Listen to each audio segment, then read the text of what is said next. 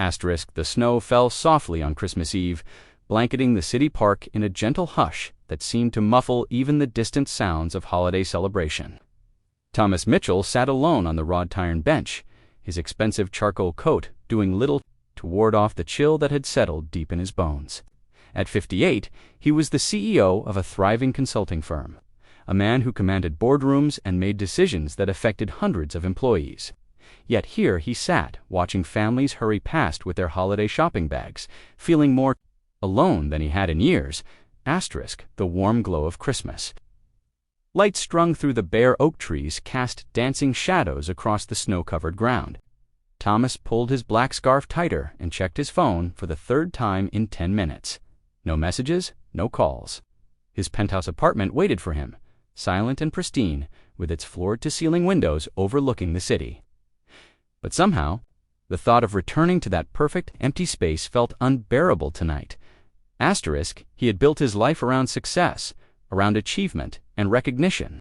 After his divorce 5 years ago, he had thrown himself even deeper into his work, telling himself that dedication and excellence were enough. His children lived across the country with their mother, and their once close relationship had faded. To brief, polite phone calls on birthdays and holidays, the irony wasn't lost on him that a man who spent his days solving other people's problems couldn't seem to solve his own deepest one. Loneliness. Asterisk, a small voice broke through his thoughts. "Excuse me, Mr. Asterisk." Thomas looked up to find a little girl standing before him, no more than 6 years old, with golden curls peeking out from beneath a gray knitted hat. She wore a rust-colored wool coat that was slightly too big for her, and her cheeks were pink from the cold. In her mittened hands, she carried a small paper bag. Asterisk, yes, Thomas said, his voice gentler than it had been in weeks. Asterisk, the child tilted her head, studying him with the frank curiosity that only children possess. "Are you sad?" Asterisk, the question caught him off guard.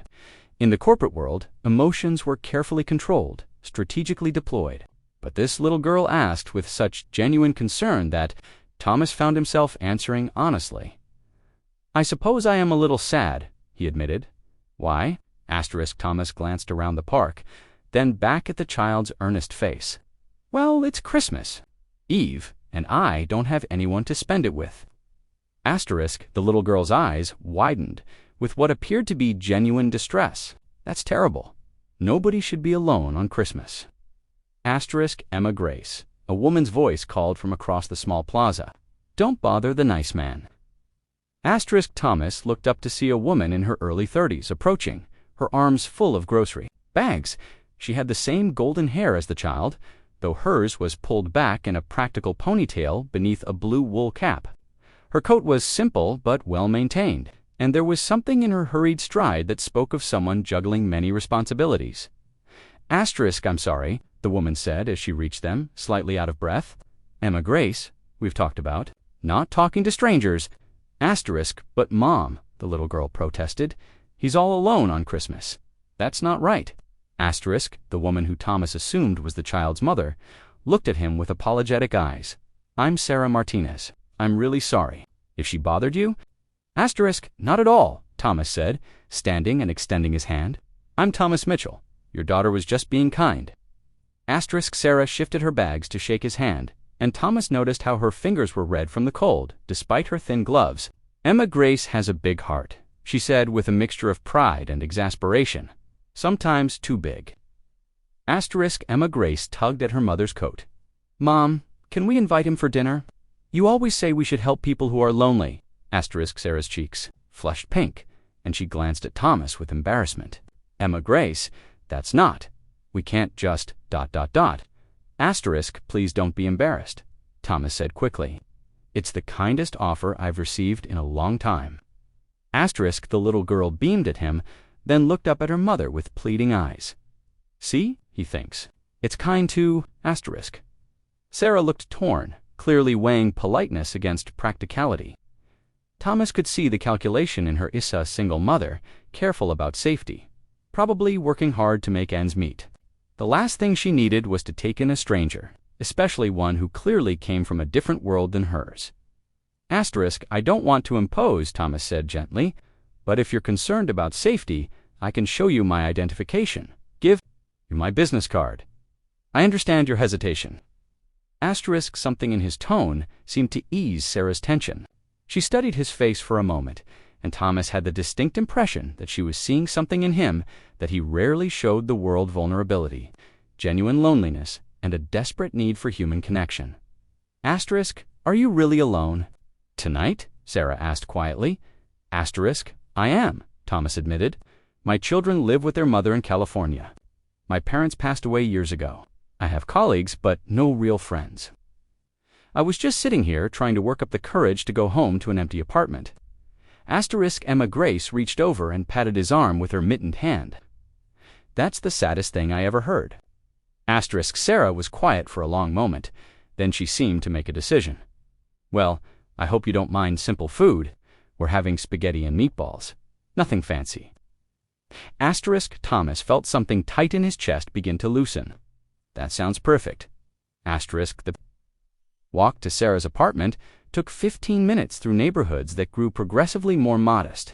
Thomas found himself carrying several of Sarah's grocery bags, listening as Emma Grace chattered about her school's Christmas pageant, her friend Sophie's new kitten, and her plans to leave extra cookies for Santa because he probably got hungry. Visiting so many houses, Asterisk, Sarah's apartment was on the 3rd floor of a converted Victorian house. It was small but warm, with mismatched furniture that somehow worked together perfectly. The walls were decorated with Emma Grace's artwork and family photos, and a small Christmas tree stood in the corner, adorned with handmade ornaments and twinkling lights. Asterisk, it's beautiful, Thomas said, and meant it. The apartment radiated the kind of warmth that had nothing to do with a radiator humming in the corner and everything to do with the love that filled the space. Asterisk, thank you, Sarah said, hanging up her coat. Emma Grace, why don't you show Mr. Mitchell your Christmas tree while I start dinner? Asterisk, as Emma Grace proudly explained each ornament the popsicle stick star she'd made in kindergarten, the clay handprint from when she was 3, the photo of her and her mom at the beach last summer, Thomas found himself truly relaxing for the first time in months. There was something about the child's uncomplicated joy that made him remember what it felt like to find wonder in simple things. Asterisk, that's my daddy, Emma Grace said, pointing to a small framed photo on a side table. He's in heaven now, but Mommy says he still watches over us. Asterisk, Thomas's heart clenched. I'm sorry, sweetheart. I bet he was very proud of you. Asterisk, Mummy says. He was, she says. He would want us to be kind to people, especially people who are sad. That's why I asked you to come home with us. Asterisk, the wisdom in the child's words struck Thomas deeply. Here was a little girl who had experienced real loss, yet her instinct was still to reach out to others who were hurting. It was a lesson that his years in corporate leadership had somehow failed to teach him. Asterisk, dinner was indeed simple spaghetti, with meat sauce, garlic bread, and a salad. But it was also the most meaningful meal Thomas had shared in years. Sarah told him about her work as a nurse at the local hospital, her evening classes to become a nurse practitioner, and her dreams of providing a better life for Emma Grace. Thomas found himself sharing stories he hadn't told in years about his childhood in Iowa. His father's small accounting practice, the dreams he'd had before ambition, had narrowed his focus to profit margins and quarterly reports. Asterisk, you know, Sarah said as they cleared the dishes, Emma Grace was right earlier. Nobody should be alone on Christmas. But I think maybe we needed you here tonight as much as you needed us. Asterisk, what do you mean? Asterisk, Sarah smiled, a slight sadness in her eyes. This is our first Christmas without David. He died in a car accident.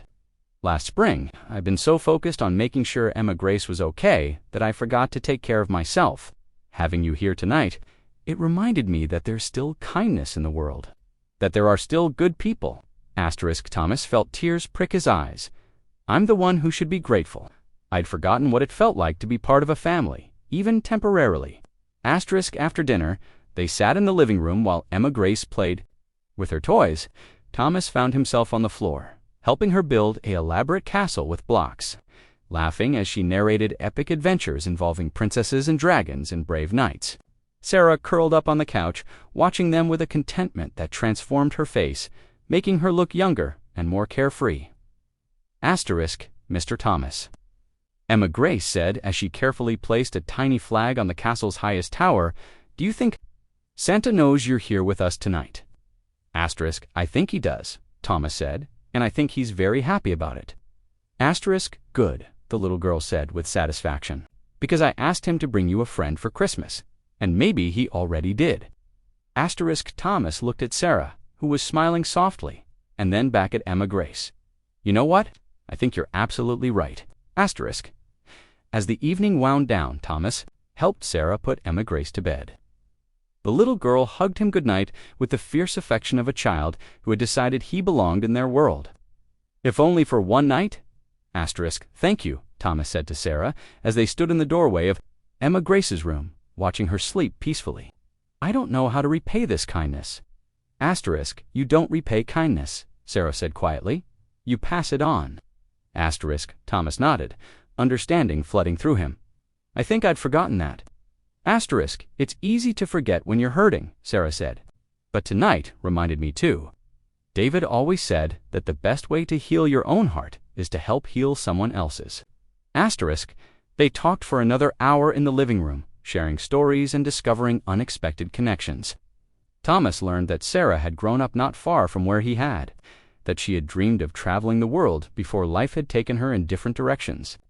Sarah learned that Thomas had once wanted to be a teacher, that he missed the simple satisfaction of helping others learn and grow. Asterisk, when it came time to leave, Thomas felt a reluctance he hadn't experienced in years. This small apartment, with its second-hand furniture and homemade decorations, felt more like home than his penthouse ever had. Asterisk, would it be all right if I stayed in touch? Thomas asked as he put on his coat. I'd like to know how Emma Grace does in school. How your nursing program goes? Asterisk, we'd like that, Sarah said. Emma Grace would be thrilled to have a friend to write to. Asterisk, as Thomas walked through the quiet streets back to his car, he felt something he hadn't experienced in years. Hope. Not hope for a business deal or a successful quarter, but hope for something deeper. Hope for connection, for purpose, for a life that mattered beyond the boardroom. Asterisk, he thought about Emma Grace's simple question. Do you want to have dinner with us? 5 words that had changed everything. 5 words that had reminded him that the most important things in life couldn't be bought or earned or strategized into existence. They could only be given freely, with an open heart and a willingness to see the humanity in others. Asterisk, the next morning, Christmas Day, Thomas woke up with plans. Real plans, not for meetings or presentations, but for life. He would call his children in California, not with the usual stilted holiday pleasantries, but with genuine interest in their lives. He would look into mentoring programs, ways to use his business skills to help others. He would learn to be the kind of person who noticed when someone was sitting alone on a bench, looking lost and lonely. Asterisk, most importantly, he would remember that sometimes the greatest gifts come not from what we achieve, but from what we allow ourselves to receive. The kindness of a little girl who saw a stranger's sadness and decided to do something about it. The generosity of a mother who opened her home to someone in need. The simple, powerful truth that none of us has to face our struggles alone. Afternoon, Thomas drove back to Sarah's neighborhood, carrying carefully chosen gift art supplies for Emma Grace, books for Sarah's nursing studies, and a bottle of wine for a quiet moment after Emma Grace went to bed. But the real gift had already been given the night before. When a child's compassion had reminded him that the best way to find your way home is sometimes to accept an invitation from someone who sees you not as a stranger, but as a friend they simply haven't met yet. Asterisk, as he climbed the stairs to their apartment. Thomas smiled, knowing that this Christmas had taught him the most important lesson of all, that kindness received with gratitude becomes kindness multiplied, spreading outward, in ways we can't always see, but can always trust to make the world a little warmer, a little brighter, a little more full of hope.